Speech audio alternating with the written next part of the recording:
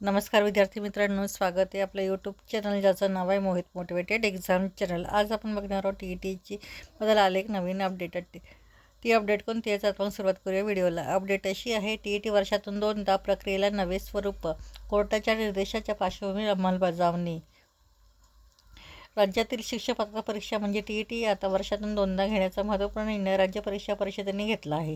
केंद्रीय माध्यमिक शिक्षण मंडळ म्हणजे CBSEच्या धर्तीवर CTET परीक्षा वर्षातून 2 वेळा घेते। त्याच पद्धतीचा अवलंब राज्यातही करण्यात येणार आहे। या संदर्भातील प्रस्ताव शासनाकडे पाठविण्यात आला असून चालू वर्षातील पहिली TET परीक्षा जून महिन्याच्या शेवटच्या आठवड्यात किंवा जुलैच्या पहिल्या आठवड्यात घेण्याची शक्यता असल्याची माहिती राज्य परीक्षा परिषदेचे अध्यक्ष डॉक्टर नंदकुमार बेडसे यांनी दिली।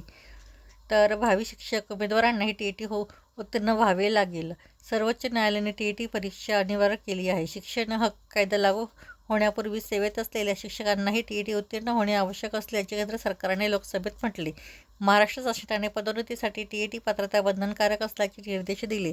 परिणामी सध्या कार्यरत शिक्षकांसह भावी शिक्षक उमेदवारांनाही TET उत्तीर्ण होणे अपरिहार्य ठरले आहे। बारकाई नियोजन करून प्रश्नपत्रिका तयार करणार।